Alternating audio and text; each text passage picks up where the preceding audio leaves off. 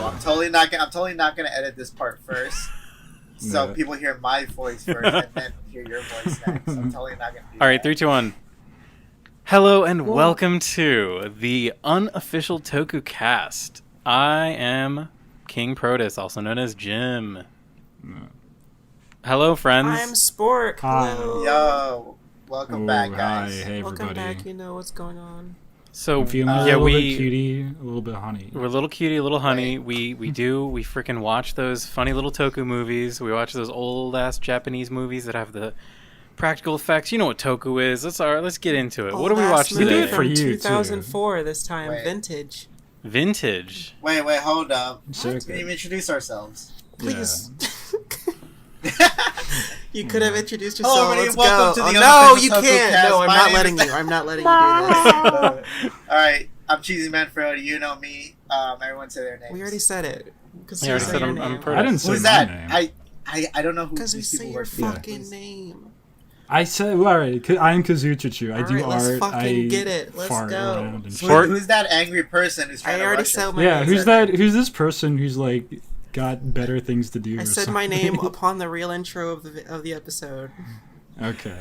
Alright. Alright, okay, you better be there. You You better be there when I there. edit it. Yeah. I'm King You're not Protus. editing this one. I don't trust you. Okay, alright. Sporktown Heroine, what did we just watch? We watched a classic vintage tokusatsu film from 2004, Cutie Honey, directed by Hideaki Anno, also known as the director of His and Her Circumstances. His and Her Circumstances.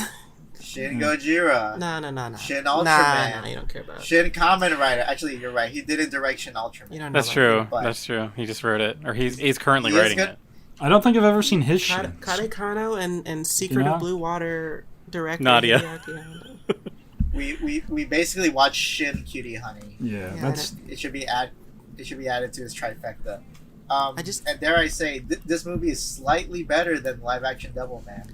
Oh, This that- movie's a lot that's better than live mean. action Devil. No, I'm fucking It's with you. so Yeah, it is much better. My bad. it is better. better. It has goods and Actually- bads about it. Yeah, but I will say, These movies if came out the same if year. you're expecting this to be Shin Cutie Honey, it's not. So don't yeah, don't watch it's, it. Oh my god. These movies came out the same year. Yeah. That's Live action really Devilman and live action Cutie Honey. damn. was What the a great year to be a Go Go Nagai fan. the Go What Nagai a really revival. awful year to be a Go Nagai in 2004. There's good stuff about this. If you guys just want to like click away after you zone out on some Percocets for like an hour or so, check out this movie for the action at least, because the action is mwah. It's When it happens. Go on. it's gorgeous. You can actually watch this movie for free on YouTube. Someone just uploaded the whole It's a dub though. English dub of it. We watched Yeah. it on our web archive, which has the sub. We will not put that in the description. You'll have to find it. I'm going to listen to the dub after this. Oh my God. Just crucial scenes to see how it sounds like. So I'll give my first impressions on this movie. I'd say this is like a 6 out of 10. I'd say. You think this is a 6? I'd say so. There's Yeah. some really entertaining parts of this movie. Overall, the movie kind of has it has a very Spy Kids. I always forget the name. Robert Rodriguez. Very Robert Rodriguez-esque, but not as good as Spy Kids vibe to me. Yeah, true. Sadly, it's not as good as Spy Kids. Yeah. The best Toku film ever made. There wasn't ever a scene about worrying about the existence of God or not. Just weird for Anno. That is Well, true. there is a scene I about wish- love, so... Yeah, but love is like the basic bitch version of like philosophy. Like love is like, Yeah. what is love? Like, baby, don't hurt me. Love is a Don't hurt me. battlefield. Love is a battlefield. We know that. Yeah. Go Nagai is an ultimate cock tease where he implies there's going to be gay shit going on, and it never happens. So yeah, the Yeah.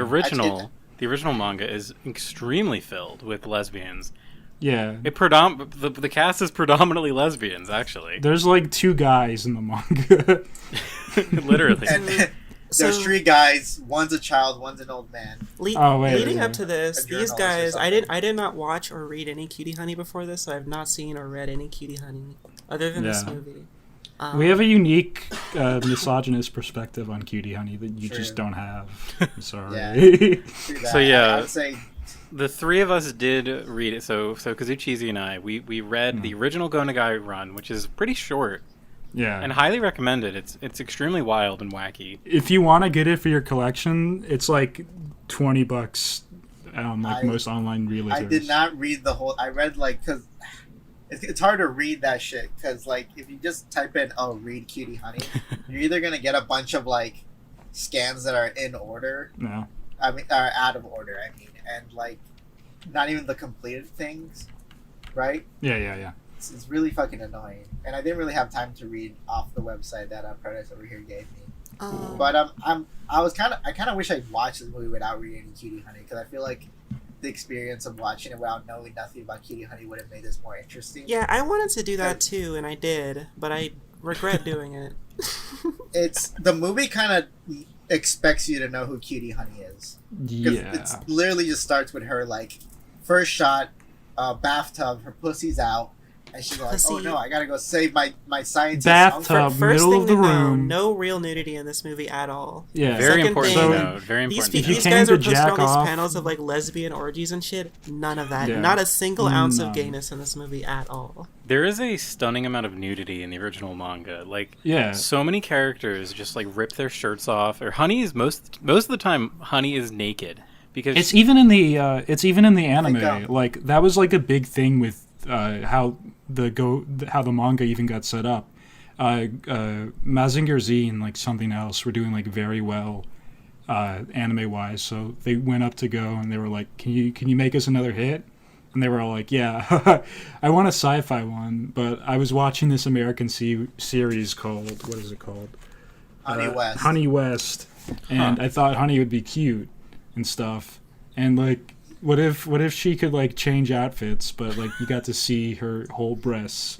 And the guy was funny. like, you can have $10 million. Let's go. I think Go Nagai at the time thought Honey was what Americans referred to ladies over there. incredible. Which is true. Kinda. People do refer to women as honeys. Yeah. Mostly misogynist, but Actually, I just thought about this. Is this the beginning of the naked transformation trope? that's what Pretty I'm much, thinking. yeah. There's a lot of DNA from Cutie Honey and other stuff. She's kind of one of those progenitor magical girl characters. Proto-magical girl. It's funny because looking at her series alone, it doesn't really feel like that. But in hindsight, with all of Sailor Moon being probably the biggest indicator, Sailor Moon feels almost like a reference to Cutie Honey in a lot of ways. Yeah. It's very much Cutie Honey feels more like girl Kamen Rider. A little Mm. bit, yeah. Because Gay girl Kamen Kamen Rider is an android man made by an evil organization.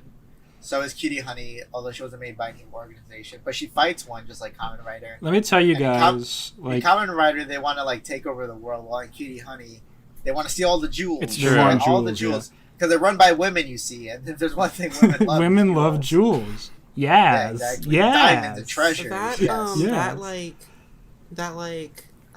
what's the word? Their reason. What are you the looking for? villain's reasoning Their is motive. yeah, their motive is not clear in this movie, and it kind of suffers It's- for it. It's eternal life because she wants to be beautiful. Cause, Beauty forever, Woman you villain, know? Yeah. Diamonds, She's a woman, flowers, Let's roses. explain. So there's a organization called Panther Claw, led by Yeah. a immortal being called Sister Jill, who apparently originally is a very hot woman, but in this movie is ugly and old. So Sister Also Jill portrayed is by a man, I think. I think the actor is a man. Yeah, I I couldn't think so. tell. I'm pretty sure, yeah. That is, what the fuck are they trying to say with that? I think Anno was trying to do some subversive stuff, but it kind of just ended up making it not as cool. I don't He know. tried to really Chuninbyo this shit. He tried to make Cutie Honey deep and Part of the appeal of Nah, Cutie Honey is that it's first All off, hot everyone's girls. a woman. It's all women. Right. And there's one chapter where she literally fights 7 different henchmen at once. It's basically a character that would be the main villain of an episode 7 times, but she does it at once, and it's really funny that they just don't care about pacing. Yeah, I'm really wondering what Anno was thinking doing this, because Cutie Honey is all about cute girls. Every villain's a hot lady. Cutie Honey's a hot lady, and I don't know, has this reverence for older stuff he grew up with, right? So this is right, childhood, but childhood boy crush. Oh boy, Cutie Honey is basically the progenitor of anime slop. You but know, whenever he this is adapted- the boomers got to see tits on TV and they went insane. And the reason like anime girls get sexually assaulted in anime like now is because of Cutie Honey. Yeah. But like, okay, it was her all along. Him adapting this to live action, he doesn't go for, oh, they're all hot, sexy ladies. They're all just sort of like a monster women. The only like cute looking one is the geisha girl. I would have sex. Panther. I would have sex with all of them. I would have sex with the cougar woman at the beginning. Isn't the one like a guy? She's like old. Yeah, one of them's a dude. Yeah, I would fuck Malekith. There, I said it. He has a good singing voice. But it's like, He's- is this your adaptation of Cutie Honey? Like, I feel like, I don't know, like there's a lot of sexuality in this movie. Like Cutie Honey is all in a lot of like revealing. There's a lot of shots and bureaucracy stuff. too. It is movies like these that make me wish I speak Japanese to look up like maybe magazine interviews with Ano to see what his mentality was about making this. Yeah. Because was it that he was a fan of Cutie Honey and they got him to direct, but then he was forced to put all this other stuff? Was there like executive meddling? What exactly was going on here? I kind of wonder. It's like what I'm super fucking interested in, because like I'm gonna sound so stupid, but were the All right, rebuilds go. after this? Yes, they were. They started 2007. Yeah. did this movie bomb? I wonder. Probably not. I don't know. This It's movie seems interesting like it could because do middling. This would have been Ano's like first real. It was certainly his first directing feature, live action. But his he had like another like indie one, I think that was like kind of big. He went to like film school. Yeah. Did he do a talk in a video, or was that somebody else? He did a Ultraman. He did like an Ultraman fan film when he was a kid. Well, yeah, that's like student films. We don't count Yeah, that. but no, that's why I said like this is his first like live action feature. Like I just checked. No, but I think he has one before that. I couldn't find it on Wikipedia. So surprised that they gave him Godzilla after watching this movie. Yeah, it's It was that fucking Neon Genesis rebuild Goodwill. yeah. It certainly All was. that It certainly shit. was.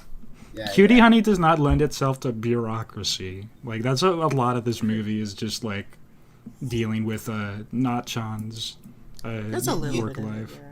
yeah. I kind of don't like how. Okay, so I feel like this movie like really like tricks you almost, because the intro I do really like the beginning where she's like in the bathtub. They really don't explain nothing about her. It's very much expected that Cutie Honey's an android. Yeah. She has superpowers. That's it, right? The one thing that they So, do but- make sure they explain is that she needs to be like full of food to transform, like, which is something that comes like later in the manga as like a joke. It's like, Yeah. oh, she can't use her power unless she's like has energy. But in this, it's like the kind of the first gag of the movie. So, me not being I- familiar with Cutie Honey, I really had no problem like getting it. Like they basically explain over the course of the movie what's going on. Her dad got killed, was a scientist by Panther Claw. Her uncle's also a scientist, gets kidnapped by Panther Claw Never talks, by the way. because they Never has a speaking. he does line not in have the a movie. single line. Yeah.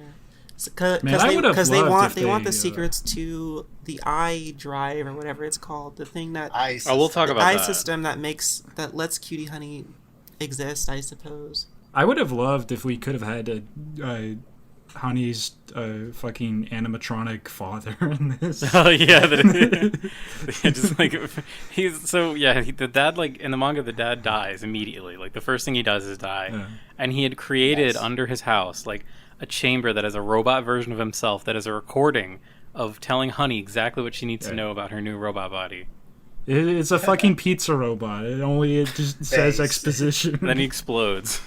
Yeah. But so, just kind of like going with the. I wanted to bring up. You mentioned the eye system. So to compare, like in the manga, Honey's thing is when her dad built her, because she's an android. She's just like totally. She's not like a girl originally. She was just made. Yeah, in the manga. So her father built this like special super technology. I can't remember the name of it. It's similar to like in this they call it like imaginary induction drive or something. It was something a little sillier in the original, but it's basically like it can just create matter, and that's why that like explains her power. Like she can just like Imagination induction drive or something, or induction system in the movie. Mm-hmm. So they call it like the eye system and whatever. It was something different in the original, but it's kind of the same idea. And really early on, the bad guy's motive was, oh, we need Honey because like her power can just make us like tasty. infinite You can gems. put it on anything; it tastes good. True. I just wanted to know when they say the name of what the eye system is, the full name of it. I was thinking to myself, like, they could have literally picked any word that started with I.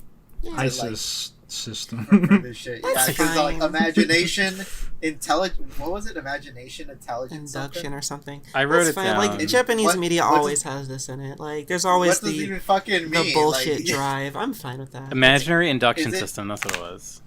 She's like I imagine any fucking outfit and like I imagine any transformation and I turn to it. So basically, yeah, if like in the first scene, she like, she gets called on the phone. She Her hears some uncle has trouble been happening. kidnapped. Her Yeah. uncle is Yeah. being kidnapped, and she needs to go save him. That is like her uncle being kidnapped. Her uncle is like a damsel in distress the whole movie. Like he's always being Yes. kidnapped or he's being held somewhere, and she needs to save him. And he has Doesn't no have a line lines. of dialogue, by the way. It's also implied he loves Cutie, but there's no scene showing us like them together. Or She them doesn't no, talk. well, we know Yeah. we know that he loves her. Yeah, Yeah. because her family. That's but it. Okay, so yeah, so she needs energy to transform using the eye system. In the first scene, we see her like running out of the thing, basically naked in like a trash bag. Basically, everybody's gawking Yeah. at her. The trash So- bag Funny with her little gag. bikini Yeah. bottom. And she runs to a She's eating a convenience bunch of store, jelly gets donuts. a bunch of jelly. She runs donuts. into the Family Mart. Yeah. She does get a bunch of jelly donuts. She does get a She bunch scarfs of them down, and then donuts. she transforms, and she can transform into a biker costume and a whole motorcycle. So It certainly seems that way. yeah. She scarfs down all those jelly donuts. She becomes big and round, and she's like, oh. Oh. She inflates. She inflates, and she flies. She flies flies to where like the Right. she Panther flies to Claw her is at. office like Mario 64. It's moaning. Oh, I ate a little too many rice. Oh. Thank you, Father. Also, Honey transform. Oh. also get used to the funny joke about Honey stuffing her face because they do it maybe 9 times in this I whole like movie. it. It's a cute thing. A I like it. woman eating a lot of food. I've Unbelievable. never heard of this.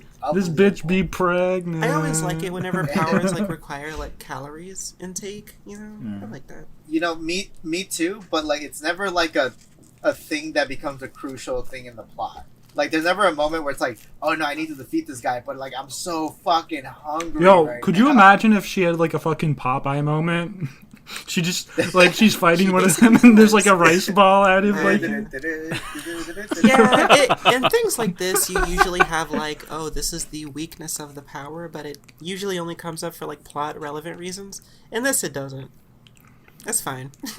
Yeah, it's just kind of like a funny gag in the beginning, so we can have like a funny scene where she's running around in her underwear in a trash bag. Yeah, I'm fine it with is a that, gag. yeah. It was funny. It's I mean, I was like, it's pretty haha. nice and funny. Yeah. But okay, so after she transforms the motorcycle, we cut to like this CGI bridge that is in this like, how do you even describe this place? Like a weird middle. It's like an ocean artificial parking lot island. or something? It's like an artificial Yeah. island, Yeah. like way off of the coast, with a big long road leading up to it. That's like a secret like science. big lab or long something. highway bridge that leads into like a man-made island. and all these cops are fighting against one drag artist Yeah. who has the professor. Yeah. So uh, oh, you know what? The movie should have done this more. Like the Cutie Honey thing is like tons of like mooks lined up firing and all sorts of bullshit, which like a lot of Yeah. other stuff references. They do it in the beginning of this movie on the island, and not really ever again. Yeah, it's the thing I missed the most because that was Yeah. for me. I was like, literally like 10 out of 10. This movie's incredible. Like the Honestly, scenes when yeah, she was like- fighting those guys were absolutely joyful. If you Ev- you watched the beginning of this movie and then like your mom dragged you by like the ear out to like go do your daily penance outdoors after only watching 15 minutes, you would love this movie because like she's moving around like an anime character. Oh my God, she's there's a- badass. Yeah. She's turning into like different people. It's cool. It's so good. the Her- part her where thing she is like she- dresses up like one of the henchmen is so funny, and she has like a different like Yeah. girl version of the henchman suit on. It's awesome. She has It's like some- her thing is disguises, so she can like turn into somebody or like turn into like a henchman or a police officer. and just Honestly, pretend. it does this better than the manga because like she kind of like outwits people with it more here than Yeah. any other thing I've seen her in, because she's doing some like Bugs Bunny shit where she's like pretending to be like her She can her, pass perfectly as a man yeah. if she wants to. She can. yeah. Yeah, she transitions pretty quick, and then she detransitions in the next scene. It's pretty good. Very. Yeah, she's given like a lot of Deadpool vibes, where she's just kind of like bouncing around, like doing funny faces, like. You know the opening scene in Deadpool where he's on the bridge and he jumps on top of that truck and then the gunfight starts. That's Cutie. Kinda, yeah. There's like some really wacky, inventive like pseudo animation where they like took photographs of the actress like doing crazy poses and then like edited it to make it look really crazy and then like animated them together. And it like whenever she's like flip flying, like doing the like crazy like Kaneda style animation stuff, they try to like represent that in this movie, and it looks really crazy and fun. It is really fun. If you 14-year-olds love like epic animation, like Kill la Kill or whatever, you're gonna love the battle scenes in this movie. They're really good. If you kids love epic Japanimation, you'll love Cutie Honey 2004. It's just incredible. Like, there's so many little scenes that I wrote down like a bunch of notes here because I just loved all these tiny little details. Like, there's a part where they're trying to catch, all the henchmen are trying to catch her, and they all have like fedoras on, and as they're running up the stairs, every one of them is holding the fedora in place with one hand, so they're like not to let the fedora fly off. They got like a Michael Jackson routine going on. There's a really funny scene where like a bunch of them like line up like in a circle around the police lady, and then they all fire in a circle into the center of a circle, killing each other. They all fall down and presumably dead by bullet shot. If this movie was more of that, let me tell you. I know, and a whole different story. I'm thinking back on how much I love this scene. Like, there's another part too. So it kind of comes to a head where she just starts wailing on like dozens of guys, and they ragdoll like crazy. Yeah. Like they start flying like dozens of feet in the air, and like there's so many little amazing like Anno style cuts where the music and because it plays like the Cutie Honey theme, and the music and like the actions like sync up perfectly. And then it cuts right into an animated OP, baby. Yeah, the animated OP from the OVA, which you can go look at, which is very nice looking. It's a continuation of this, but I would recommend just not even bother. Well, I don't care. I'm not your fucking mom. Do whatever you want. Here's the thing. This fight with like what was her name, like Golden Claw? Golden Claw. Yeah. Golden Claw. She's like one of the bosses, you know. And this organization has like 3 more of them, and their fights are like the best part of the movie. Yeah. What kind of sucks is like a bunch of very uninteresting ass shit happens in the middle of the movie. Yeah, and that's like the majority of the movie till we get to the end. The first 10 movies is the fight with the first boss, Gold Claw, who does not get defeated in this fight, and then about what feels like 3 hours later, then she fights the rest of them. And Gold Claw is jobbed. Well, no, she fights the Cobalt one in the.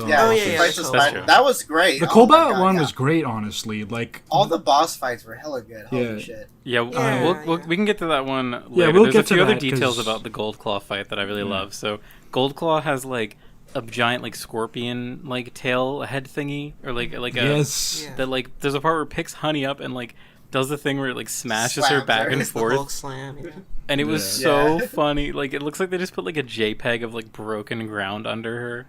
Oh, the effects are There's a lot of like stock After Effects like level effects. There's a lot of moments where it's like, whoa, this effect was really good, and other moments where like, whoa, okay. Yeah, like a lot of those like smeary kind of actiony scenes where they like kind of animate like real photography of Honey is like so cool, and then you see stuff like that, and you're like, this is equally as fun, but just like in the other way, just equally as, it's like bad but fun. It's full of joy is what it is. Like, no matter if it's doing something bad or good, there's like joy in it, you know? Yeah. I feel like this beginning scene is like Anno has a energy to go to this movie and be like, yes, I want to adopt Cutie Honey as it should be done. And then it sort of feels like it loses that pretty much after this scene. Yeah.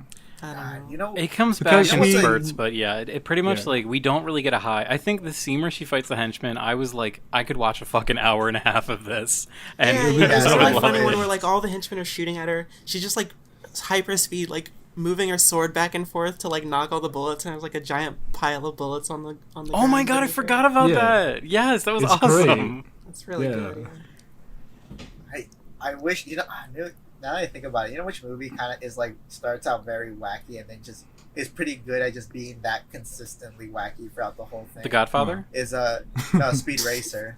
Live action Speed Racer. Oh, I kind of. I wish Cutie Honey was more like that. So this movie is kind of in the vein of like this sort of like anime adaptation or like sort of like weird like kid style. I don't know. Like I'm mostly familiar with like Spy Kids for this kind of thing, so that's always what I think of. But like we keep going back to Spy Kids. Kids. It really feels like that. But like you know, the new thing is the new Cowboy Bebop live action sort of has this kind of vibe, and Cutie Honey sort of airs a little bit too far on the horrible live action Cowboy Bebop vibe with this. A little bit. Yeah. It's kind of charming in some ways, but there's like a lot of scenes where Cutie Honey just acts like and looks like a cosplayer, just like at a con trying to be like an anime character, and it's like on one side we have live action Cowboy Bebop, on the other side we have Spy Kids. Exactly. Yeah. Right? So that's the spectrum. the two genders. This one's in a pretty not satisfying middle ground. I found, maybe it's a controversial opinion, I found Honey's weird antics to be very charming throughout. I was never annoyed by Honey. I think Honey is probably the best actor, which isn't saying too much, but like, I mean, it's entertaining enough. No, I disagree. The people she has to work off of, I think, are probably worse. I think I'm fine if Cutie Honey was to be this kind of like klutz, this kind of like airhead type girl, as long as she has someone good to work off of. Yeah. If she I mean, the police woman was supposed to be kind of like her straight man, but there's like never a scene where there's like a nice back and forth going on between them, really. Yeah, no, she's just kind of emo. She's just kind of like chunin. They weirdly have a lot of like somber scenes together. Yeah. Right? Like it's so weird. Like maybe they were gay would have been better, but it would have been a lot better, and that's. It almost feels like they're building up towards that in a lot of scenes too, which is really frustrating, especially considering how many lesbians there were in the original manga. It's ridiculous. It's a real. I have to say, I lost a little respect for Ano during this. Like. Oh, this is what did it. Yeah, like what? Like, where is it? They should have actually just made her gay because like. The reporter guy is supposed to be her boyfriend. Seiji, yeah, but like they're clearly not even like that. Like they never. They have no chemistry. I have to say, exactly. like, so it's when like, he shows up, he's like funny as fuck, but then just like all of that just slowly oozes away, and he just becomes like, oh yeah, I have to go do a thing. Don't he's worry about a it. funny looking character because he's got like an anime accurate like outfit and wig that looks like an anime wig. And he acts like as you'd expect somebody who's trying to be like a cool detective anime character. And it's like it's definitely like Ano's directing. I feel like he probably like storyboarded at least some of this and been like hit these poses, you know, to make it feel more like anime. But for Cutie it tends to work out. For some of the other characters it looks pretty bad. Like the police lady one time, she gets like so she's going up against the police bosses and they don't like her. So after that she's like in the hallway like waiting for the elevator, and she does like a little weird like turn, like a little spin, like a ballerina spin in like the middle, and it just looks really cringy and bad, and it's like, what do you... Yeah, it's one of those things where like, especially, I mean, like I love Shin Godzilla. Like Ano is one of my favorite directors because I'm a fucking loser weeb nerd, and I think his style here is like very muted almost. Like you can see there's like he has some of those scenes where he really brings in like the creative camera angles and the interesting like specifically the way that characters are shot. I think he like has this a bit movie of is gorgeously shot. It feels like Ano's almost like getting tired.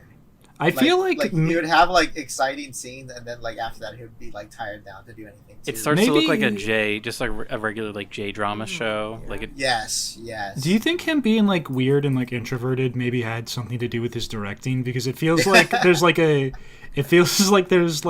miscommunication between the directing and like the acting sometimes. No, like... I think he directed them to act exactly how he wanted, and that's the problem. Yeah, I think we kind of are like hinting at something with like maybe the vision was wrong. Like maybe Ano wasn't the best person to tackle this sort of project. No, I don't think so. No. Yeah, I don't think so either. I don't really know who would be. because I don't really know. So they should get the Wachowski sisters. Ano directed this Yeah. all alone. I was looking to see like maybe there's like a co-director, but no, Ano he's the only director on this, and it's like This might have been like too much pressure. it might have been Maybe, too yeah. much. Because he always co-directs. Cause- I think that's actually, I think that's like really spot on. Because maybe he just needs someone else to like, Yeah. what's the like? It's kind of like It's- having people that it's work so with you to help refine your vision, kind of thing. It's so interesting because he had a co-director for the like Godzilla scenes in Shin Gojira, right? Mhm. Like Yeah. there was another director who was Yeah. there specifically for those scenes, right? I believe he did the and Gamera Evangelion trilogy. as well. He also had co-directors who True. helped Yes. out. Hmm. So I think that You- probably he's What probably was, like, not the like last. he probably doesn't have the energy or like the real sense to do an entire movie that's like a whole almost 2 hours. What was like the last thing he did before this movie? Like maybe that gave him a lot of goodwill Let me to like. Let me The check that studio was out. kind of like, oh yeah, you have complete control. The Let me last check thing he out directed IMDb before right now. this was what's it called? Shiki Jitsu. Oh wait, this actually might be a live action movie. This is an art. Yeah, that's film what I he was. did. That's what I was saying earlier. I think he had one more live action Oh, you're right. Uh, I was thing wrong. prior to it. The film tells the story of a director played by an independent filmmaker who meets an odd young woman, blah blah blah, and it takes place. I guess it's just like a emotional romance kind of indie movie. So yeah, I guess he was 4 years later. He was like, "All right, guys, time to fucking do anime, Cutie Honey." Huh. Interesting. But so I don't know Yeah. exactly. Like they both came out in 2004, but the animated like OVA series Cutie Honey, which was done by Gainax and directed by Ano, came out so the same year that this movie came out, which is I guess they're wow. sort of I haven't seen, so I really want to watch the OVAs. Apparently they are like sort of companion pieces to each other. I'd be down to watch like the OVA and make an OVA cast for that. I would love Yeah, to. I would That'd love be to. interesting. It's 3 episodes. Each one is like 45 minutes. And it's Oh my like God. who doesn't love fucking Gainax? First off, Shiki-Jutsu looks cool. I want to watch this movie. I'm looking at the trailer for it. Oh wait, link the trailer This Yeah. movie looks really crazy. in the rage room. it honestly might be. Looks It a might be little more housey-esque, interesting because I honestly. like when Ano is more artsy, and like this movie, it feels like way too like stock. A lot of the film, like the cinematography in particular. Yeah. It's so kind of interesting that for this Cutie Honey, it's almost like he's pretty accurate to a lot of things in the Cutie Honey anime or the manga, and then you think of like Shin Gojira, which is like a straight up reimagining, right?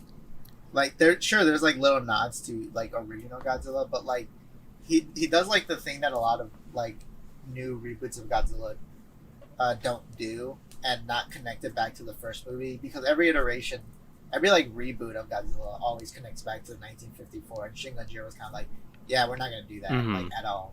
We're just gonna have our own Hmm. thing.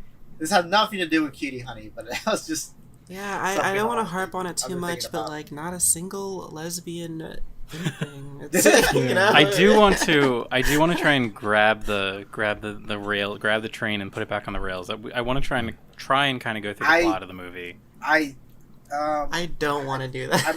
okay. You know what, Protus, do it please, because I mostly want to talk about all the like boss fights. Yeah, because this Yeah. will be like a way for us to like structure the Yeah. discussion a little more. So we Of have course, King, go off. we kind of left off like the very beginning. We had this hilarious henchman fight, which is incredible. Then there's like the funny Gold Claw fight, and Gold Claw is like, I actually really like the costume for Gold Claw. It's like super insane, and like it's like latex armor is what it looks like. You know what it I reminds really me like of? how much like drag energy all the like. It's a very like- It's a very drag and cosplay feeling. It kind of reminds me of Mhm. Goldar from Power Rangers. Oh Like, yeah. Yeah. There's a lot of Right, like yeah. all the villains are sort of like Rita Repulsa type, sort of like. It's all like it's all they're all. I like how color coded. I like how they're all distinct. I mean, I think that's the great thing about just having 4 of them, Mm-hmm. right? So you're not Yeah. gonna like repeat yourself. Yeah. You know, it's not like an Inframan where there's like 8 of them, right? yeah. and then half of them we fight off at the end. You know. The original Cutie Honey villains are sort of like dominatrixy, Yes. sort of the time, like sexy Yeah. lady superhero and You- type thing. You know what? I don't really like those designs from the original manga too much. I don't like them either. They're so janky. They feel a little too. They feel a little too blunt. They kind of like. Oh my god. He was making 5 other manga or like 4 other manga Well, at the time. it's sort of like pin-up of the time style. But what I'm saying is that they like those monsters that she fights in the original manga just look like women in costume. Right. Yeah. And then you compare it to something like Kamen Rider, and the guys he fights look like monsters. I think what Anno wanted to do is he knew it was boring and he didn't want to do it, but he went too far in the other direction. Where he's like he took away like a lot of this inherent sexuality that a lot of them have, which sort of seems like the point of them. Like Gold Claw is like a sort of like older lady. Doesn't really feels very butch. I wouldn't say butch, but she's just like sort of like not. There's really nothing really sexual about her, and She does have big, like her boobs. The armor boobs are kind of pronounced. yeah, but it's that's about it. She has like Yeah. nipples Cheesy, how somewhere, much of too. it did you read again? Like, because like there's What was like that? there's like weirder. I read the one that was like in out of order, and I there was like a. I remember there was like a panther lady who just looked like a woman wearing like a ski mask. Yeah, that that's was, like the big bad. But there's like other freaks. I feel like Anno deliberately did not go for that aspect of sexuality with this movie, with like the villains. There's like the spider lady, the second one. What's her color? She's cobalt. Blue. Cobalt. Cobalt. Claw. She's sort of like a weird like leather. She was pretty. She was sexual. great. Actually, She was the most sexual one. She also felt the most got it. like to me like a most overt reference to one of the like Panther girls or what? Yeah, Panther from the original. There's like a spider one. I think her name's like Tarantula Claw. Yeah, Tarantula Girl. Thank you. She felt like a way different. Like it was like they just kind of took that idea and ran with it and made it even more wacky and crazy. It was way more fun in the movie. She's got like Okay. zippers holding back Oh, multiple those arms zippers. on her back, and she can like do like. Yes, that It's a was good so fight. fucking awesome. Okay, It's a we'll great get fight. there. We'll Yeah. get there. Well, I'm gonna rush through. Okay, Come on. Okay. we have to talk about the characters. Yeah. All right, let's talk about the police. So yes, Yeah. so we have this really After funny. the fight, So we have this really funny kind of scene where Gold Claw like takes the uncle again, and then Honey does Honey Boomerang. She like turns her. Whatever. They do this funny thing where like the uncle's being taken away, then Honey saves him, and then the uncle's taken away again for good. So then there's a new character who is not in the original manga. Her name is Aki, something. I forget. Like Aki Tsuchikawa. She is like the ponytail, glasses police. Natsuko. She's called Natchan in most of the movies. Yes, Natsuko. So she is like no nonsense police lady, and she sees Honey, and she immediately tries to arrest her. Which doesn't work out because Honey is so freaking strong. She breaks those handcuffs. Yeah. So yeah, that was just kind of like ultimately nothing happens in this scene except the uncle got taken. I kind of want to fast forward. So the thing that's happening in this part of the movie is like Natchan is like she doesn't know who Cutie Honey is because she was transformed in whenever she was fighting Gold Claw. So she de-transforms and like runs away. She's trying to do some investigation to track her down. Like during the day, Cutie Honey is sort of like a kind of normal girl. She still uses like transformations to go about her day, but she's like an office worker, and people like usually like give her all their work for in exchange for food, which she always takes. She's hated. She doesn't really have any friends, but she's like there's she's fine. there's the janitor. That's the janitor thing. likes That's like her one friend is like the janitor who makes her a homemade onigiri. The janitor sort of seems like an older lady who just sort of takes pity on her a little bit.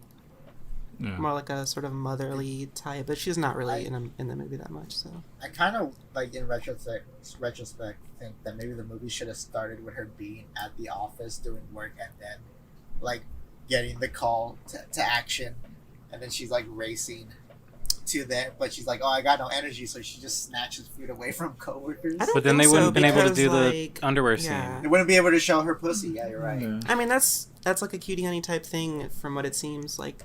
Like that seems like that whole starting section seems very fitting.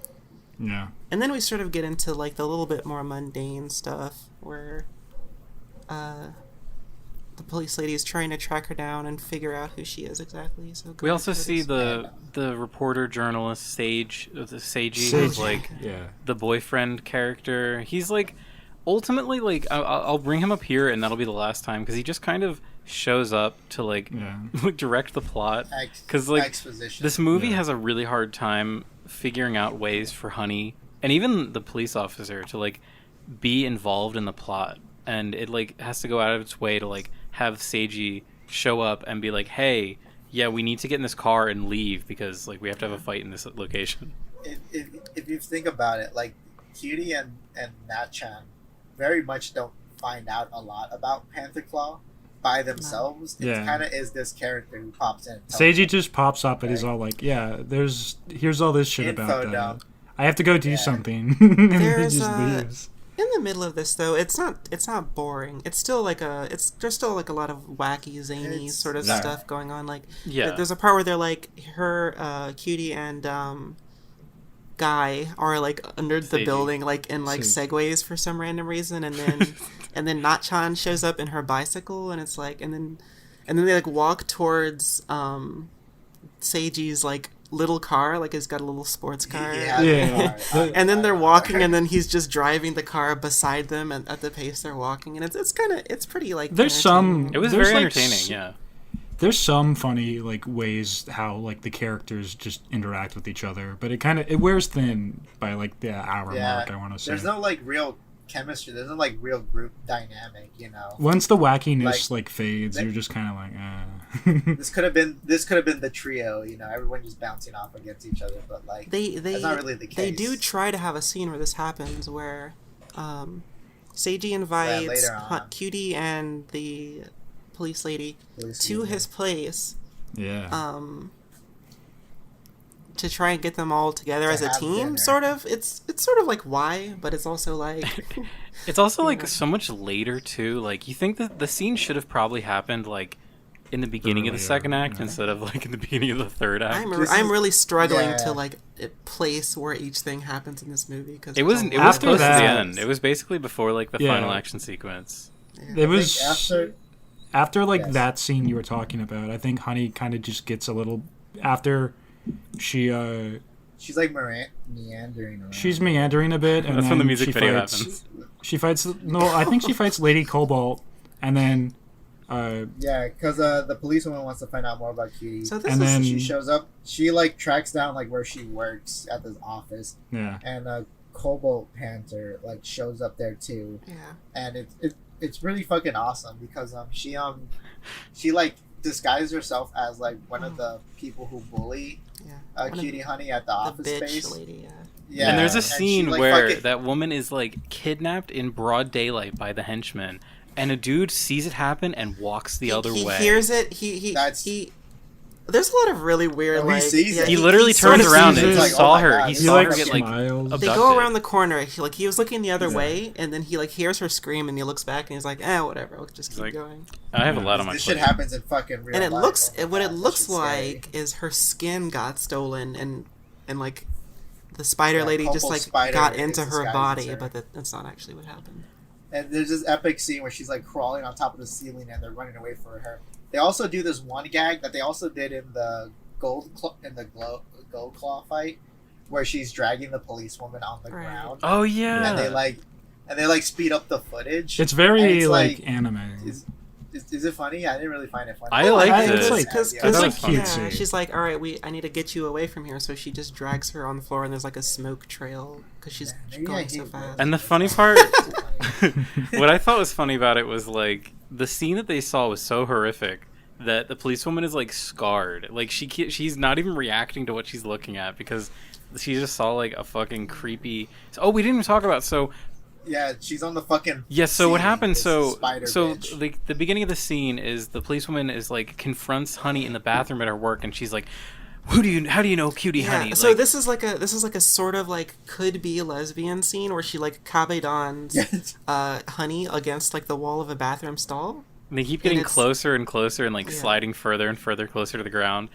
And then Honey looks up and sees like the ring girl. Like it's like a woman, like her bully coworker is like walking on the ceiling with her head fucking flipped the wrong way. Yeah. And in legitimately a horrific shot, they like the scene where she's like pulling the policewoman away.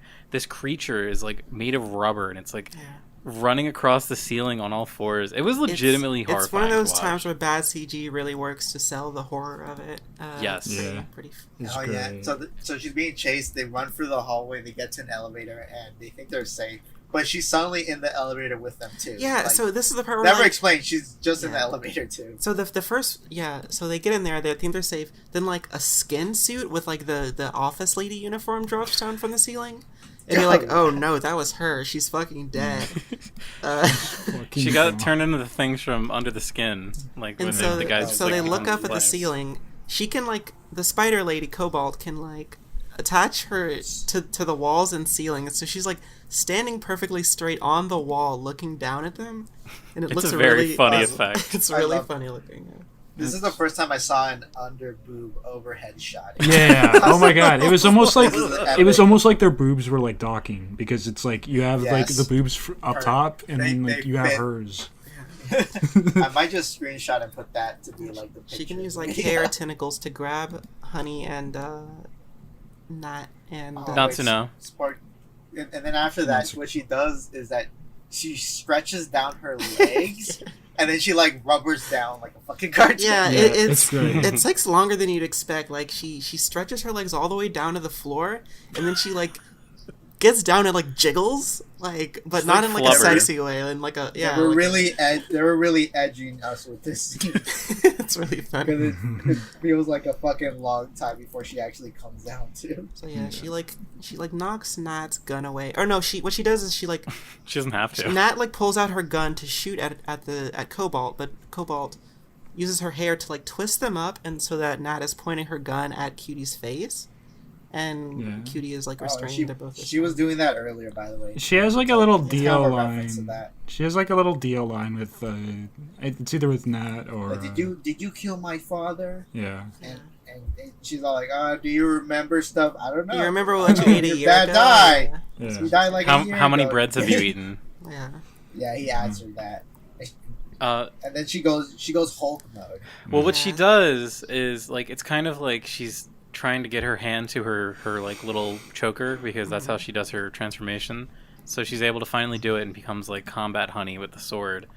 And this scene is very interesting. She like overclocks basically. Like when Honey's like nearing her like power, like powering down, she like goes Super Saiyan, and she like hugs the Cobalt lady until she like crushes her spine. And it's very dramatic. There's a very long she's like overheating. She's she's overheating. She's like stressed. Earlier we see she can like boil coffee. Like, oh, that's true. Yes, that's right. Okay, yes, she boils like fucking cooking her. She's literally like fucking cooking her, and like turns the whole elevator into like a sauna, and like Cobalt's like bursting, like she's just like boiling on the inside, and like and Nat-chan's like, please, honey, don't kill her. We gotta arrest criminals. We don't kill them. Which is weird because she was pointing a gun earlier at her like she was gonna shoot. Oh yeah, in the stall scene, Nat-chan pulls out her gun and points it, like puts it directly at Honey's forehead. Like, she just tell me what the fuck human. is going on. Yeah, she thinks that she thinks she knows about Cutie Honey. She doesn't know that she actually is. Yeah, she will fucking point a gun like directly into your fucking forehead so that you tell her what's going on. But so in the most like this is just baffling scene, this, to me this is like the most hard to parse scene. After Honey kills Cobalt, she seems very disturbed by this, and the camera hovers on her face and her expression for a very long time. You know what it is? It's the fucking... If you've ever watched Man of Steel, and you see Superman snap Zod's neck, and he's all like... No! It's so crazy, because I'm so used to Japanese superheroes just straight up murking all their monsters. Honey does that. Honey does that in the manga all the time. She doesn't give a shit. Honey sees death everywhere, and she's fucking fine with it. The first chapter, she's talking about how she's going to kill Sage-chan because he knows her identity. She's going to let this like normal guy die. The fights in Cutie Honey with like the monster women are so quick. Cause she just pulls out her sword and stabs them. Yeah, and this, it's like the only reason she kills her is because she loses herself in emotions, like being like, you, like revenge, like you killed my dad, I gotta kill you now. You killed my father. And it doesn't really work. I appreciate that they were trying to go for like a real like emotional punch here, but it's just like, I don't know. Like the villain does not care any other time, but now that's the thing, and like she doesn't also. I guess she kills. Does she actually kill the one guy later on? Because I don't think she kills anyone else. Actually, she does kill him with the boomerang. Black Claw. Oh, that's right. She does kill him. Okay, so she didn't fucking care then. Yeah, Black Claw is like the only like person. I mean, he was about to literally kill her, but like, yeah, like. Same here though. I mean, so was like Cobalt Spider. All these monsters are trying to kill. I don't think she minds killing. Like, it's just in this one scene. Your Honor, she has legal right to self. Your Honor, she has the legal right to self-defense herself. Like, she can clearly kill like a bunch of henchmen and not really care about it. But that's another thing that kind of bothers me because it's so cartoony with like its violence, and then we're supposed to be kind of horrified that she like cooked this Spider Woman. Like, come on. Yeah, there was like a scene where like it's like Gold Claw like slaps one of the henchmen, then he sticks onto the wall like it's sticky or something. It's like, come on, bro. I'm not like you think I'm supposed to like. It's a very like not good emote because she like hugs her. She like bear hugs him plus like super heat and kills her. And then there's like a really long hold on her face where she's like upset and it doesn't look good. And it's like, why are you like? Is this like a thing like oh I didn't murder out of justice. I murdered because I wanted revenge. If they ever brought it up again, I would have an opinion, but it literally never comes up again. I don't know what she's thinking. I think she's just sad for her dad as being dead, but that's the one time she ever is like that, though. Imagine if the Man of Steel like Zod neck slap happened in the middle of the movie. And he's like bothered for one scene, and the rest of the movie just never brings it up. Yeah. He's just playing guitar. He's just doing like begging. He's walking around Metropolis with a cowboy hat on. So in the scene, we'll get to that. In this scene, Natchan was completely useless. At one point, she does have the ability to use her gun. She just doesn't. She just sits there. She literally. It takes her the whole movie to shoot one fucking bullet. From this gun. She was fucking planning to fucking shoot Cobalt Panther, and then now she's horrified that Cutie Honey fucking just while Cutie Honey was killing her, but it's like Cobalt was about to kill Honey before she used her overheat, and she didn't even shoot her or anything. It's like, what do you? And she didn't shoot her whenever Honey was like dragging her on the floor, like she's like sitting there looking up at the ceiling at this like monster coming after her, and she doesn't even shoot. Like, she has her gun. Yeah. She doesn't shoot it at all. It's like, what? Like, so like, yeah. Oh, sorry. No, you can go on. Yeah, and the movie makes a point of showing like she's like a perfect Deadeye like marksman, like she'll never fucking miss, and she uses it once. It's only crucial at the very end. So there are two more things about this that I want to bring up because I forgot about it. So she is like an Ojo-sama. Like, the Cobalt lady does do the laugh a bunch. It's really great. We love it. And at the end of the fight, so Honey like passes out because she's out of energy. And then her like clothes go away, so she's in her underwear. And the fucking reporter guy snaps a pic of her. Seiji just walks up. He transforms her. Oh my god! He presses the button. Oh, I didn't realize he did that. Oh yeah, that's right. He did do that. And to get a picture of her in her underwear, of her naked body. So she just walks away. He pushed that button so she wouldn't overheat. And then his reward for helping her is to take her naked photo. And Natchan is sitting there watching this happen and does nothing. letting this happen. Yes. Typical Japan mentality. Typical second wave feminist. The nail that sticks out gets hammered down. So after this, we go into like Honey's like depressed music video mode. Wait, was that then? I thought that was later. No. So she wakes up in Natchan's house and she has a bunch of dead plants. Right. Yeah. And then they talk about like about love, life and love. This part sucks. This part fucking. It's just I like Anna's it was too little long. Fucking guys call me racist, but I swear to God, if we watched the dub, I would have remembered every piece of line from this movie. Yeah, it probably would have been really memorable. But I like so in Natchan's house, she's like sort of a slob, but like a really neat slob. So she's like an alcoholic and has like tons of bottles of sake, like 30 bottles like lined up perfectly. She's got like all of her black shirts lined up perfectly identical, like the cartoon joke where they like open their closet it's all the same outfit. But she has those like all lined up on the wall. She's got like 30 wilted flowers. Very Just funny, actually. Very funny It gag. looks really cool. Like the way everything is set up looks very cool in this scene. I think it's just supposed to be saying like, oh look, she only cares about her work life. Like that's why her like work clothes are good, but like everything else is in shambles. She also find a man. like she also like drinks. I think it's like a really cool like characterization moment. I like that. It's fine. But yeah, ultimately, like, what happens, they kind of forgot bond. what happens after this. They just kind of, like, they talk really about a lot of difficult. shit, and then, like, the next morning when Natsuno, or Nachan, whatever, wakes up, all of the flowers are beautiful and blooming. Cutie Honey must have used the imaginary emporium. Honey's, of like, Dr. making Emporium her Drive. coffee. She's, like, cooking her eggs. hey.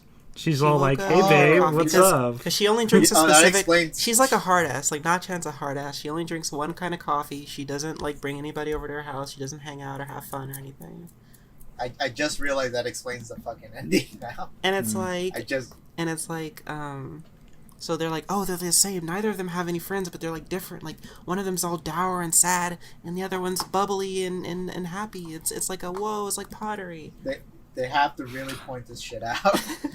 Also, Yeah. so there's a couple more things that are kind of like, I guess, important for the plot in the scene. Like, this is where we learn what the imaginary induction drive is. Like, we also get the flashbacks to, like, learning that Cutie, like, was a girl, like a human, and there was an accident, which this is shown in anime, so I'm wondering if this might be also used in the OVAs, but we see that there was an accident where her body was, like, really banged up. Astro Boy, basically. Yeah, like as you said, like it's just basically like they built an android body for her. Presumably, I guess her mind. This is the thing that I'm gonna be like weird and harp on it. Like, she's either a cyborg or she's not. Like, is her brain believe- bits in there or no? I That's my believe question. it's literally like Astro Boy, where the original is dead, and she cannot. The reason she can't remember anything from before she was made is because that person is just dead. So she's just you know, when Japanese people use the word android, it's not because they mean what that word says. It's because android just sounds like a cool word, and that's why Well, they like have Akira different- Toriyama uses the word android when they're actually cyborgs in Dragon. Oh, they Ball. are I believe cyborgs. I aren't believe they? that is that's a Yeah. mistranslation. You think so? Oh, that's I interesting. don't think they're actually called. I They're literally. I think they are literally called cyborg in the original, like a word closer to cyborg. But Android does sound way Gotcha. cooler. it does. Yeah, it does. But so, yeah, and also like so. There's a lot of scenes. I don't want to harp on them because they're kind of boring. We see all like the main bad guy, sister. What's her name? Sister Jill. Sister Jill. She's in this like big, creepy, like a weird area. She's like, She's a tree. yeah. She's always talking about how she's dying and she needs the Imaginarium drive to like get her ultimate youth power back. And yeah, we see like scenes where her arm is like treeifying. So it's kind of supposed to parallel to how like Honey's able to like bring these plants back to life, and like seeing this woman is dying. They say, I believe Crimson says it is your congratulations on your 2,222nd reincarnation or resurrection or something like that. So these people are really old. Really old. Yes. They're not human. We don't know what they are. Don't worry about it. Oh, Is it also, explained in the manga what Sister Jill is supposed to be? no. I don't know. Not in the She's just one that I read. She's like for Black otherworldly Panther. For not Black Panther, for Panther Claw, she's just the top brass for the Japanese.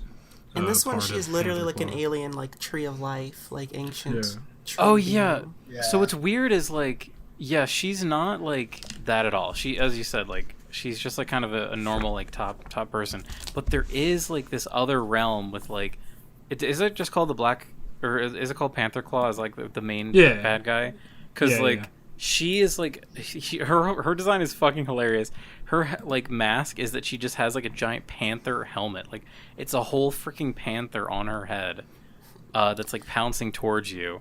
And she's seen as like the ultimate big bad, and Sister Jill is kind of like under her, kind of like a Darth Vader, evil Emperor, Lord Palpatine thing. She's Now- Palpatine. Now that I think about it, in this movie, no reason for it to be called Panther Claw. Literally no reason at all. Gold Claw does actually have claws. I think that's the she only has character. one claw, and you think, oh, she works for Panther Claw. She's got a gold claw. Okay, but no. When will you learn when these evil organizations pick a name, it's not supposed to fucking make sense. It's just supposed to be cool. But in this movie, the way it's contextualized with Sister Jill, it seems like this is like an ancient. These guys are like ancient otherworldly beings, or like aliens, or like something that's above human. We don't really know what they are, but it's like but they're not gonna pick a name that makes sense. It's alright. So basically, pick anything that sounds cool. Their motive, what they do in this movie, is they're abducting young girls from around the world so that Sister Jill. Sister Jill. Where did that come has from? Giant pools where she sucks out the estrogen. Yeah, out of these girls it's kind of cool looking. Like she's like hypnotized like a million of them below the tree and like at her roots, and they're all like smiling and like looking up and like giggling at her, and it's really creepy looking and cool. The imagery of like everything about Sister Jill is pretty cool. Besides like her design herself, but like the whole room. Her makeup's very bad. Yeah, her makeup is pretty bad. I kind of don't like how she doesn't really move. Yeah, she's just she feels like she's constricted to a spot. Yeah, it's sort of doing like There's a couple like villains that are like this in other media that are like so big and ancient and powerful that they can't really move. Like she's literally like a tree. So like Baron Harkonnen in Dune, he has to have like big funny suspensor things to bounce around and fly around. He's so fat. Cutie, honey, dude. Yeah, Baron Harkonnen really bouncing around. Hey, have you seen the David Lynch one? He does. Really? Oh my god. He literally like floats around and bounces around. It's hysterical. I have to see that. Holy shit. They do describe him bouncing. Frank Herbert describes him bouncing in there. All right, no more Dune. Okay, all right. No more Dune. So anyway, back to I do want to say sex in the movie. So I do want to say like all these. There's kind of a subplot, and it's more related to the policewoman. That is like, why are all these girls being abducted? And we learn that they're just being used to fuel Sister Jill. It's just like it's hilarious that like 10,000 girls have been abducted, and it's like so people just don't care. Like there's like a board of men that like are like, hey, you need to get on this. It's like, why? There's a mention like, we got this job from the U.S. They want to know what the fuck is going on with all these abductions. I like the shot with the board of men because that feels very Shin Gojira. Yes. Yeah. Shin Gojira is nothing but shots of boards of men. Anna likes portraying boardroom meetings as like intimidating. Really they're all shot. To me, it felt more like it felt like the first episode of Ava, like where you see like the JSDF guys that are smoking their cigarettes like all the way down. They probably are very intimidating to him because he's an introvert. He's a little introvert baby artist. He just wants to draw. Oh, I just want to draw. I just want to draw a little culture. That's all. I'm just a little guy. So make the money. All right, Protus, tell us what. All right, happened. Please speed it up. Finally, everyone's favorite part. So even though it was kind of like a happy scene when they were together, what's her face? Honey and Nachan were together. Natsuko. When she leaves her apartment because she's sad that Nachan is being like reclusive and doesn't want to be her friend, we get a sad song where Honey's walking around Tokyo as like a cowgirl. She's like fucking music video. It's like she's Midnight like in Cowboy. all sorts of like Y2K looking like cosplay outfits, and it's like, what are you doing? Sad music is being sung. Like, it's like raindrops are falling. She's like she like. It looks like she's homeless. Like she's curled up in like the fetal position in like corners of like buildings while people are walking past. It's like, what are you doing?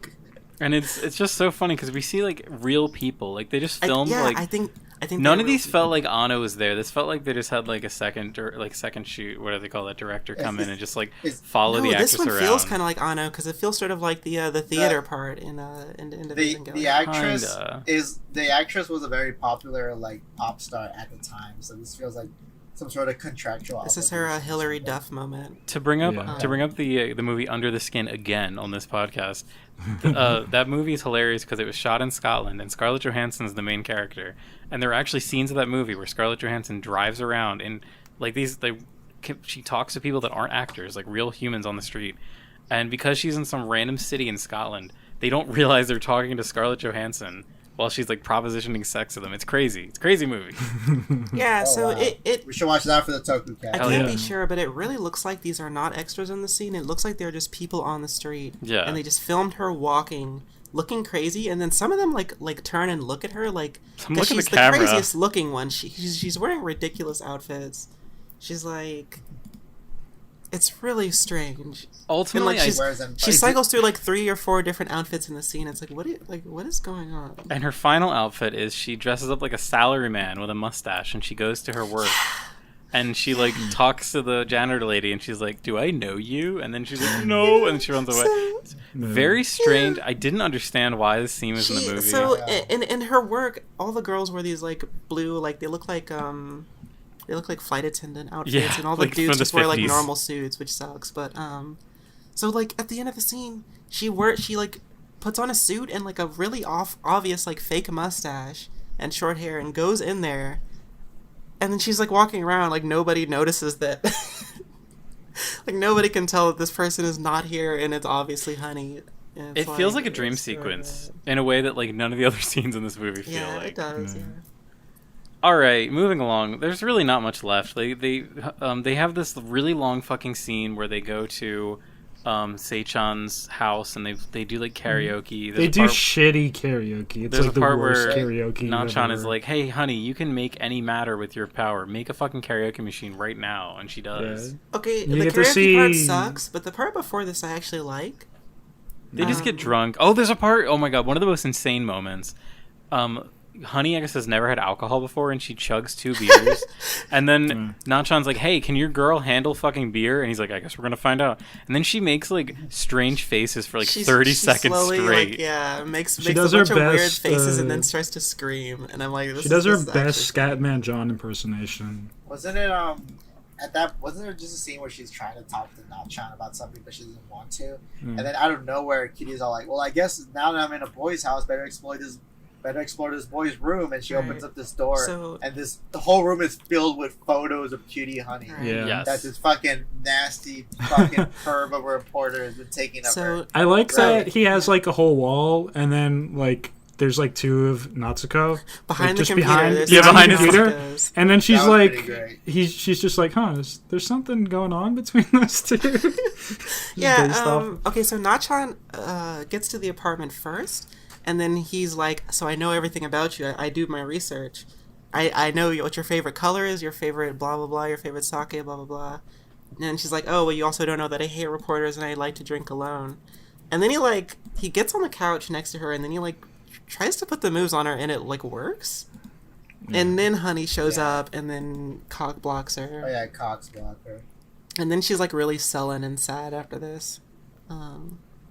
It's pretty funny. I like the scene. It's just like wacky. I like the wacky like character moments, like these characters that don't really work and don't really work together, just being forced together in funny ways. Out of fight scenes, this is probably like the last joy that I felt watching this movie. Was some of the humor was good. Like Honey's actress just like does this thing where she screams for like a little bit too long in shots, and it's really funny because like you're waiting for the shot to end and she's still screaming. It's like. I think we mentioned this when we watched Joshi's, but like it's almost like Adult Swim humor sometimes. Yeah, this one felt like a Joshi's moment. Before the karaoke, it did feel like a sort of a Joshi's moment. I just want to let it stay for the record. I like Joshi's a lot more than this movie. I agree. Oh, agree. Wait, yeah, I think big agree. No, big agree. Yeah, I agree. There's parts of this Joshi's. movie that like I like way more than Joshi's, but they don't last for the whole. I mean, I like the fight scenes better in this movie, but like Joshi's thing was supposed to be comedic, so like, the fight scenes aren't supposed Even to be the craziest fight scene in this movie does not compare to the dude kicking the can into the other guy. I forgot about that. Yeah. Epic. So anyway, we're close to the okay. So at this point, doesn't Panther Claw sends out a fucking invite, right? Sends fucking beautiful purple stationery invites. A fax and video. And they said that like, oh, bring formal attire, so they all dress in Chinese. They dress in Chinese outfits. Gowns. Honey's looks like a cosplay, but Nachan's actually looks pretty nice, and she has like these long hair. Nachan looks fucking gorgeous. Also, Honey's hair is like extensions. fucked up initially. Like her hair looks like she was in like a freaking dryer. Oh my god, yeah, and then they have a horrible moment where like Nachan's like, what's wrong with your hair? And she fixes her hair, which I'm sure Anna was like, oh, girls like to fix each other's hair. This is a bonding moment, but it's awful, and it goes on for so long.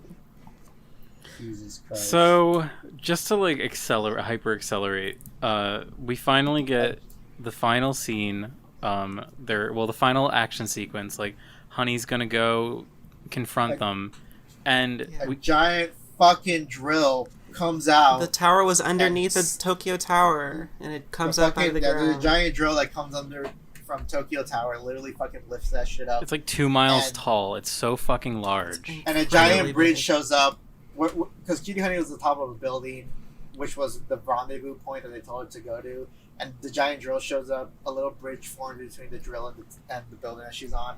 And the little, like, kind of like butler guy for Sister Jill is there. He's on the tower. Like, Cutie Honey, we have your uncle. He's on the tower. The bridge is so long that he has to have a telephone on either end so that he can talk to her. And Honey cannot see him because he's so far away. And then we get like, okay, so then he's like, release. Wait, no, this is when he's like taunting her and saying that they have the uncle. We have your uncle. There's a giant hologram of the uncle. A hologram of a brain comes up from around the building, continues to come up. There's a giant her uncle there with a hologram of a giant green brain above his head. And then he starts crying and he holds up like her dad's wristwatch. Her dad's old Casio watch, which is giant because he's fucking huge. And this part, I'm like, this is Spy Kids 3. This looks like Spy Kids 3. And then he like spaghettifies. He like turns into like a thin like spiral, and he like shoots up to like the top. So I have to imagine. Oh, so the reason why this scene's important is that they like the bad guys went inside his memories and like extracted info about, I guess, Honey. I don't know. It's not really important. Probably the thing they're after, the Imagination Emporium, Wonder Emporium. Okay, so this is where the really, really worst part of this movie starts. So whenever he holds out his wristwatch, they're like, the butler guy's like, I didn't expect that. Maybe he had love for Honey? Whoa, humans have love? What's going on? We erased his memory, but he still has love for Honey. Oh no. It's like, whoa. This character who's never talked. He literally does not say one line. He extends a watch. This movie was made by a man otaku. The harsh cold exterior of a Japanese male. and a Japanese male like slate silver like Casio wristwatch. Yeah. So we finally get one of the other the best one. We didn't even talk about it, but almost off camera. Like, so Gold was supposed to show back up. Like, Gold survived the first scene fight with Honey. But Gold is like backsassing Lady Jessica or whatever her name is, Sister Jill, and then just kills her. She just kills Gold, and Gold is dead. Gold just never shows up, which is kind of funny, but it's like, why? Well, fuck you, bitch. It makes me wonder, like, why just kill her off in the opening then at this point if she was just gonna like be killed off like before. It isn't like, no, they had to save her emotional, because then Honey would have gotten too emotional or early on. She needed to save it. The reason that the reason they didn't kill her is because whenever we were introduced to Sister whatever,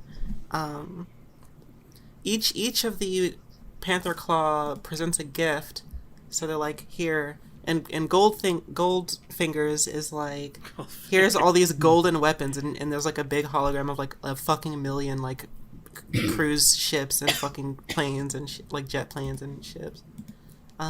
They each have like their own like gift that like. I don't remember what all of them are. It's not important. It's not very good. But so, to get back to the good stuff, we have Scarlet Claw shows up. Best girl, cutest girl.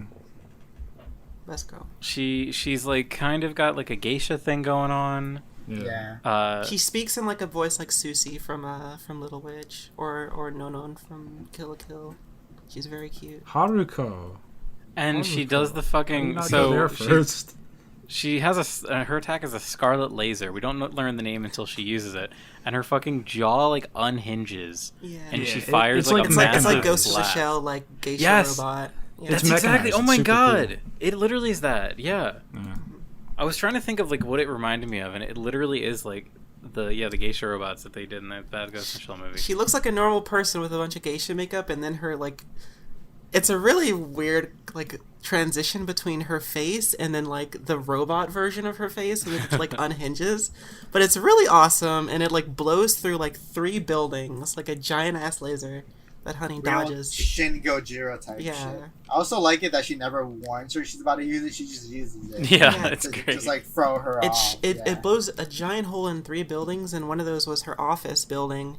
And then the guys are like there, and then they poke their head. I was like, oh, that surprised me. Oh, I actually there's love this- that shot. Yeah. That was pretty It's- fun. Yeah, it's really there's the funny. guy Yeah, who's the whole little, joke like- is just eating potato chips. He just pokes Yeah, his little head out. those guys who were like harassing Cutie at the beginning, they're still alive. They survived the giant like massive bolt blast that killed their coworkers who were on the floor above them. Literally, like. No, nobody was there. Nobody was working there. No one important was there. So then Cutie and Scarlet Claw have a fight on this like very thin bridge, and it's fine. too much of Honey- it wasn't too much of a Yeah. fight. Like she literally like Honey swings the bat. baseballs her blast. She Naota Right like back swings at the her. bat of the laser right back at her, which doesn't kill her. It just knocks her back into the tower. She's then- like, all right, I'm fucked. All right, goodbye, and she runs away My over Fucked up. to Black Claw, who's like, if you have the power to run away, why didn't you fight her? And then she's like, it's your turn. And then he kills her because she's like, oh, you 'Cause, like, don't deserve Dumb to bitch. serve Lady Jill or And- whatever. and it's what's so great about this scene is it shows like Black Claw being this like no nonsense hard ass like motherfucker. Then in the next scene right after that, he opens up with like a little. It's a music little number. Broadway number. He's like got a crooner. henchmen. He's Talking got about- henchmen doing Yeah. instruments for him, and he comes out with like a fucking dance number. It's They all legitimately got like, like violins and incredible. He's just singing about how badass he is and how Cutie Honey should just kill herself right now. He does that one like really good dance move that a lot of pop stars do, where they're like, I don't know how to describe it, but it's like this is really great. I've not been calling him by his like actual name because he just looks too much like Malekith, which is like a Thor supervillain. How he looks like is that half of his face is painted black while the other half is like white, Mhm. and he has this kind of like duality thing going for him, Yeah. which I like. He's a cool design. Oh, yeah. He's He's my his It's my alright. It's not my favorite. I just really love his like little henchmen that are dressed up. Like something about like I love henchmen so much in my soul. Like so I love seeing the henchmen like dressed up nicely and they're playing like with their violins. They've got like a string quartet thing going on. Yeah. But then yeah, they just have like a kind of a dumb fight. He becomes like a giant tornado. There's a really bad like CG smoke effect that like engulfs the world around them. Like the whole fucking world gets like this bad CG smoke. Not And the so whole world. It's just around the She- tower. it's like all of She, Tokyo at least. No, it's not. She gets flinged off, and then we have our Go Nagai cameo. Yeah. So her booty, Her ass booty lands smashes right into on Go his Nagai. knee. the window, and he's clearly smiling about it. Yeah. It's fucking awesome, actually. I love it. I wonder if was there a Go Nagai cameo in the live action Devilman? We'd have to go back Doubt. and check. I really doubt it. I really hope wish, not. I wish 'cause I there don't was. want to look. I wish he was like the Stan The Lee. Stan- Of these. I think he shows up. And all. I think that movie was so horrible that he knew. He just felt it. Like no. He felt it in his bones. This both of these movies came out the same year, but Cutie Honey came out in May, while live action Devilman came out in October. How fitting. Mm. Probably Yeah, made a I lot of think- money yeah, that year. For the spooky season, haha, yeah. But okay, so yeah. Anyway, the fight with Black Claw is like the last good scene in this movie. Yeah. Yeah, so- because after that, So nothing really. Black much Claw turns happens. himself into a black tornado, Tatsumaki.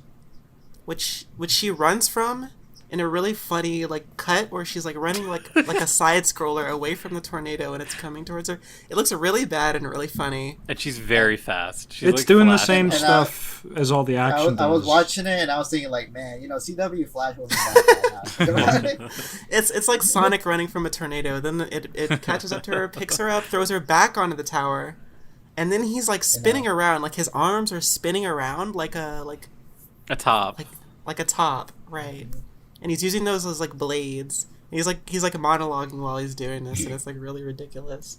And this is unfortunately Honey's overclocking at this point, so she can't like attack because she's like using the last of her energy. But then she does. So her big brain move is to grab him like it's like when you grab a fan by like the blade and then like Yeah, you're holding the blade still, so like all that energy is still spinning like the base part of it. So that's what happens to him, and then that he cartoon like moment. Yeah. it's very cartoony, and he like flips and about. crashes into the ground, and he's not dead yet, but he's there. He's getting there.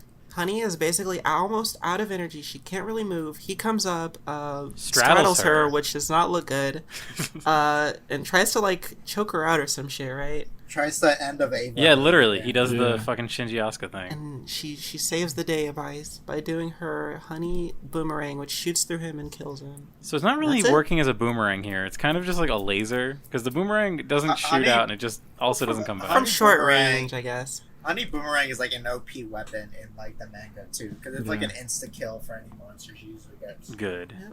And it works.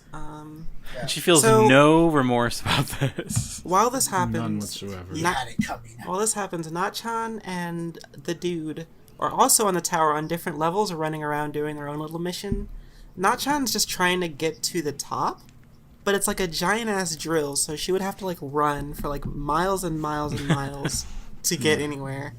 The dude is like freeing. But she does it. The dude like had like a moment where he foreshadowed some like juice he had in a little vial, and he uses that to free all the ladies who've been trapped. I think he literally says the words anti-nanomachines. Yeah, so this is when it's revealed that they were nanomachines using to hypnotize them. Whatever.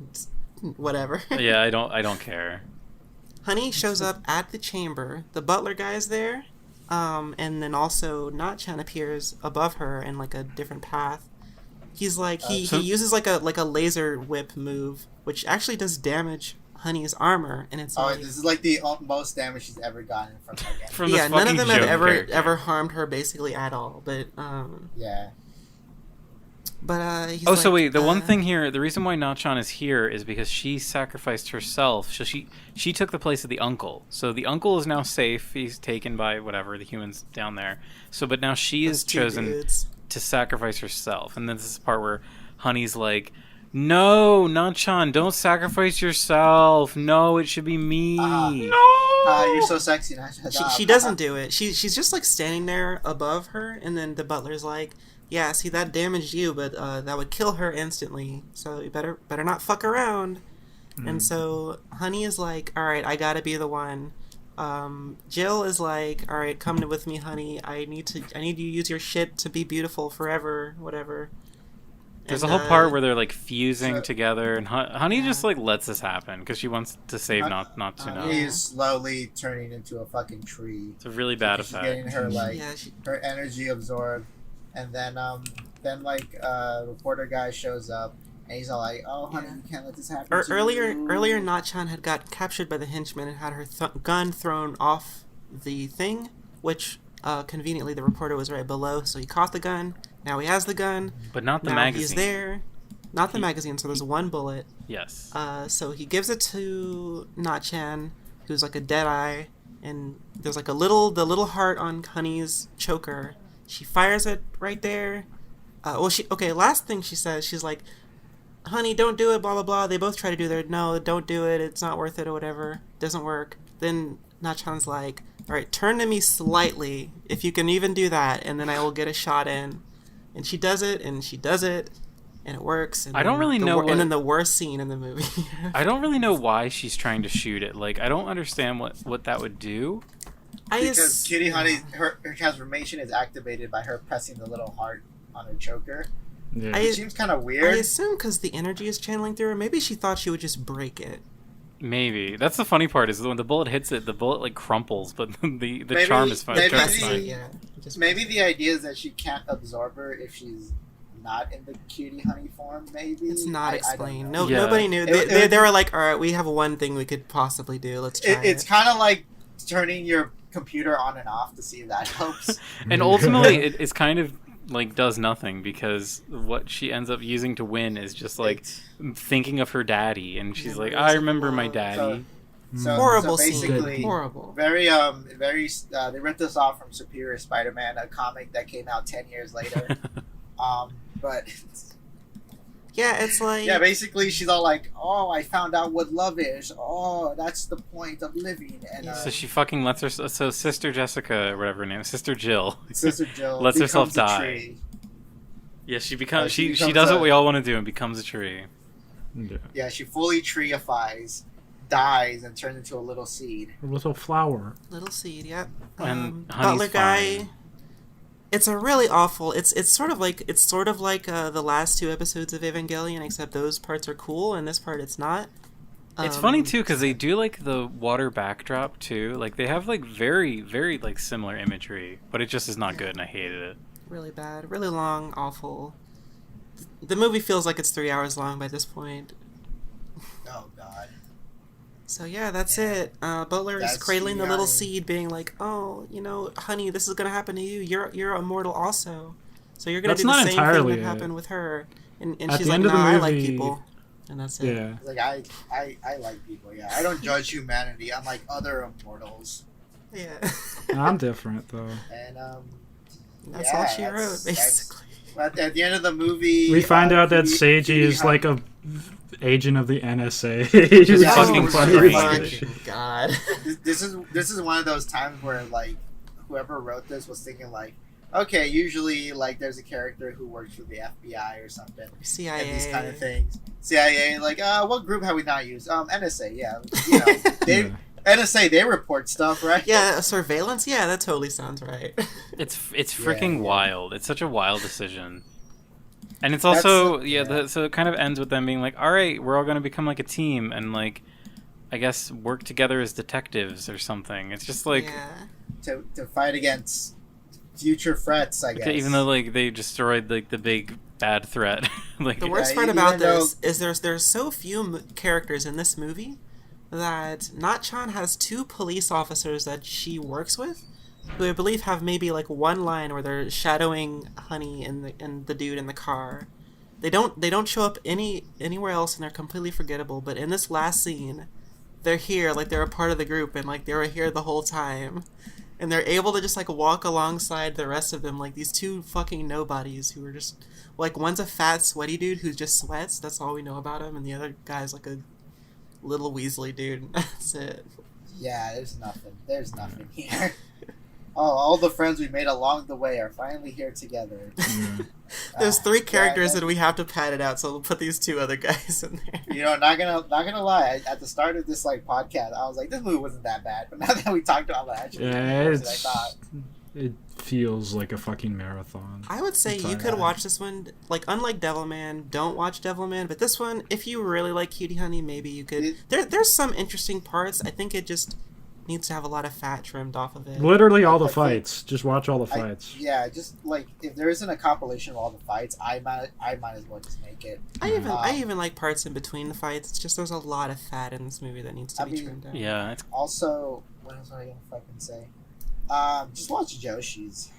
Yeah. If you want to see women, freaking kicking butts, shopping, being girl bosses, braiding their hair, which is more feminist, Joshi's or Cutie Honey, which is more pro feminism. Definitely Joshi's. Joshi's. I'm really surprised he managed to just suck out. I mean, going to guys like a fucking incel or whatever. That's a joke. I'm not being serious.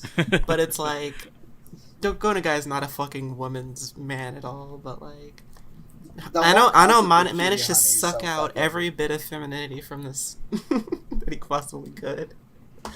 And all like the lesbianism too. Like, yeah, I don't know. Like the original manga has like very interesting takes on like women like conforming to like societal standards. I'm an idiot. I'm like, all right, this movie is gonna be like really fun. This one's gonna buck the trans dude. Like, you can't show like lesbianism in Japanese media that easily, but this one's gonna do it. This is the movie that's gonna fucking. But no, this one's gonna change up. Spork. This was 2004. No movie was gonna do that in that era. True. Not even. Dude, gay marriage wasn't even legalized in America yet. You shouldn't even have done it. Not even Bible Black. Should have just left it to the OVA. This was a pre-Bible Black world. This was it's BBB and ABB. Okay, well, Cutie Honey, yeah, it's okay. 6 out of 10. I think we said the most we can say about it. I would say it's maybe like a 4. It's a strong 4 just because that opening scene is so fucking fun. I want to give it 6 because there's parts that I liked about it. It could be a 5. I'm gonna make you bring it down. Okay, I'm gonna tell you this much: those fight scenes, 10 out of 10. Everything else, less than 5. True. But some moments, oh, Kazoo got disconnected. Some yeah, it's moments, fine. If he could connect himself, I still record on the OBS. It's fine. some moments are good. Even it's not just the fights that are entertaining. There's a lot of funny shit. There's a lot of cringe. It feels a lot like Ed from Cowboy Bebop at certain points. But The live action Ed, by the way. Live action Ed, yeah. Yeah. But it's, I don't know. It's not too bad. There's It's not the something worst better thing you could ever. watch. Just watch the OVA What? instead. Yeah, I'm really looking forward to probably- those. Yeah, we're probably gonna watch the OVA. Not in a group though. I think we should all just watch it by ourselves. And if Yeah, that's too anyone has much. seen them- That's too much. if any of us have seen it coincidentally, we might make a podcast about it. Mhm. Other news, we're gonna try to take this podcast more seriously, gamers. Said that last time too. Yeah, but now I'm way more serial than last time. You'll notice we have a new we're- channel here, which you won't notice because most of you are gone. Because you don't know about the channel. I'll make a new announcement video on the Cheesymanfredo channel about this. And we're gonna actually try to have guests on, actual We'll people see. that people like, and then they can come check it out. Do you and find think? us, maybe. Dear listener, do you think you're interesting enough to join us? Probably not, but You're you not. can always if apply. If we don't know your name now, don't. Then I will never learn your name. If you wanna apply to be a guest on the Unofficial Tokucast, just DM Protus. His Twitter account is on the screen. Do not do right this now. because the only people who are watching this are definitely people we already know. So That don't. was a lie. Don't do it. That was a fucking lie. Yeah, Oh my we're just God. waiting for Kazoo Yeah, I to think get back that's it. here. Yeah. Okay, I think we should just say bye for now, and then when he comes back, we'll resync. Okay. All right. Well, thank you so All right, much for see you guys. listening. Thanks This for was a lot of fun. watching. Yep. See ya. We're gonna try to do this every other week. We're gonna try.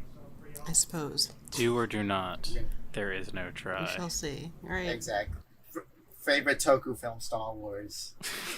Hey, True. Yoda's a Toku creature. We still gotta watch All Signal right. from Space. That's the one I wanted to watch next. Wait, which one? The Star Wars one. Don't worry Oh about it. Oh, yeah. yeah. Okay. Yeah. We'll do that one. All right. Yeah. Goodbye. Okay. Good. Bye, Bye. everybody. Oh, okay. All right. There. Oh, you're back. Kazoo. Hey. All right. Now say Kazoo, say goodbye, to everybody. Say our All goodbyes. right, all right. I was gonna mention about how this movie didn't have the best scene of Cutie Honey, where a child eats her pussy in a park. So, I'm sorry. Oh God. Yeah. Oh Jesus Christ. Run that by me one more time. Cancel. Kitty Honey cancel. Yeah. All right. Good night, I everybody. guess I'm gonna have to read this. All right. Good night, everybody. Good night. Now I gotta read Kitty Honey. Now you got it.